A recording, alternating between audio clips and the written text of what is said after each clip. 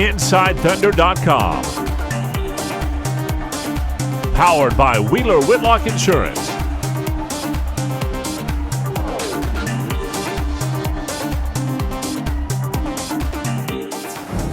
Hi, I'm Randy Renner at Chesapeake Energy Arena. The Thunder came out and handled up their business against a very shorthanded Dallas Mavericks squad. The Thunder winning at 108-89. The Mavericks ended up resting all 5 of their starters.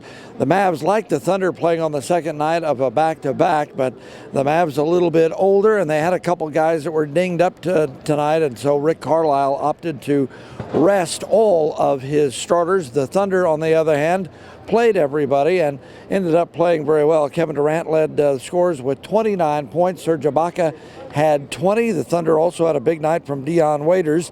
He had 18 points. Cameron Payne ended up with 10. The Thunder shot 46.3% and held the Mavericks B squad, if you will, to 39% shooting. But nevertheless, it will end up a nice W in the win column for the Thunder. Afterwards, Billy Donovan, and they had some audio difficulties in the interview room with one of the microphones, so don't have a whole lot with Billy. And then we also had a chance to visit with Dion Waiters and also Kevin Durant. Okay.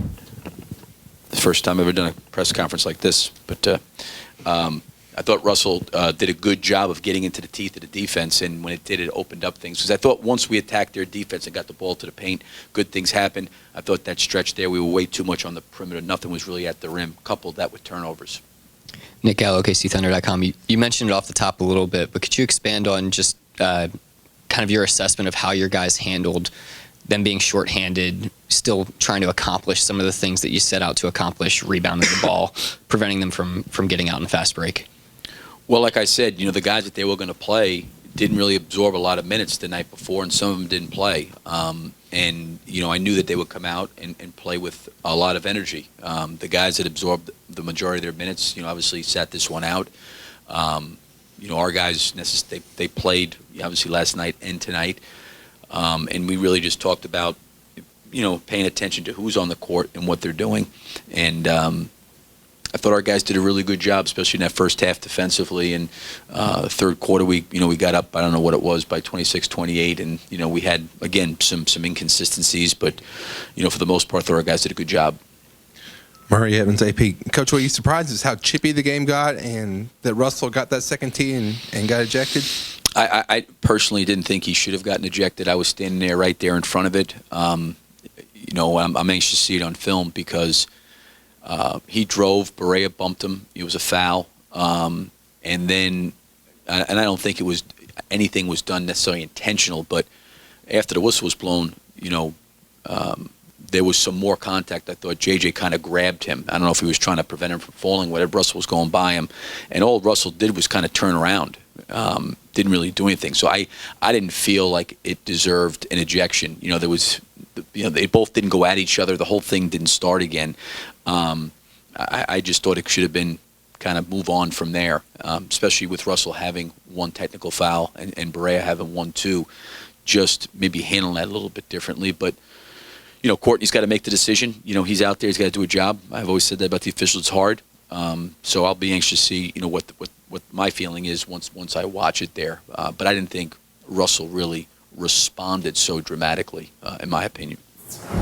Seemed like you were pretty aggressive going to the basket in the second half. I mean, was that something that you felt like you had to do? Yeah, man, I'm just trying to attack, not trying to bail the defense out.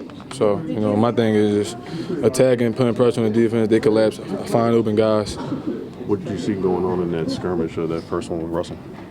I forgot. To be honest, I was watching the ball in the air when it went up in the air. When I looked back, I seen everybody, all the commotion and things like that. But, we really can't do nothing if you're not in the game. And I didn't want to get suspended, or fined. My spirit was in the right place. I mean, I think, last game I was thinking about misses too much and just thinking too much. And I just didn't care tonight. I just tried to go out there and just play, shoot the ball. I knew they were going to throw some junk defenses out there and just try to muck the game up.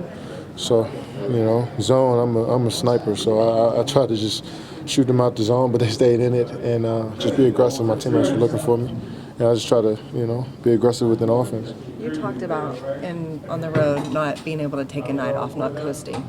This is a game y'all easily could have relaxed. How proud are you of them of the way you guys did it? I'm very proud of our guys. I mean, because that's a hard game to play. They had 4 starters out, well, all their starters out. They play zone all night, which I've never seen before.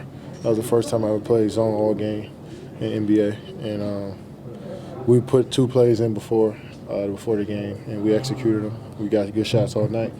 And we didn't relax on the defensive end, and that shows growth in us. Obviously, we don't want to set, it's not our barometer because they had their whole team there, but it was good for us to, be locked in and stay on pace and stick to what we do. After that long stoppage of play, I think you rattled off like 8 straight points. Did you recognize that as a moment where they could have maybe stolen some momentum and you had to make sure that wasn't going to happen? Yeah. I seen it was a little wacky. We were a little wacky. Their team was, and I just tried to take advantage of it. Plus, they had a rookie in front of me, and I seen the lane. I mean, I put my 3 was looking good all night, and I decided to pull up, and I made them. So I just tried to get us going, get the crowd into it, and glad I made those shots. Are you surprised as chippy as it did? No, that's how Barea is. He's a chippy player. I mean, he has to be that way. Smallest guy in the league. He's one of the toughest guys in the league as well. So we knew he was going to try to add a little something to the game. But we did a good job of keeping our head. I know it got a little testy there, but that's a part of basketball. It's a part of competitiveness. But we didn't let it get us down. We just kept playing through it. You said you added 2 zone plays before the game. Was it just like on the whiteboard? Did you guys walk through them at all? Yeah, we had a walkthrough. We added some plays in the zone because the coach was smart enough to know that they'll go zone. But I didn't think he knew they were going to do it all game. But he put some great plays in for us, and we was able to execute. Billy said he didn't necessarily agree with the second tech that Russ got. I mean, what did you think about that one? I didn't agree either.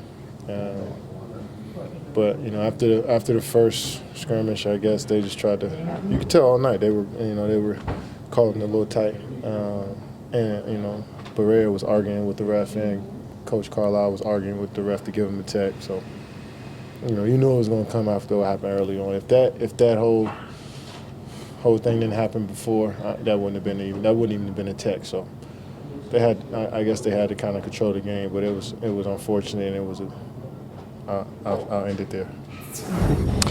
Kevin Durant, Dion Waiters, and then a little bit of head coach Billy Donovan. As we said, they had some microphone problems there in the interview room. The Thunder will not practice on Thursday because they usually don't after a back-to-back. Then they'll be have shoot-around on Friday. The Minnesota Timberwolves will be here, and then Miami on Sunday as the Thunder try to keep it rolling and continue to play a little bit better on the defensive end. They really will need to do that against Minnesota and then especially Miami on Sunday. That's it from the Peak. Keep it here. We'll keep you updated on InsideThunder.com.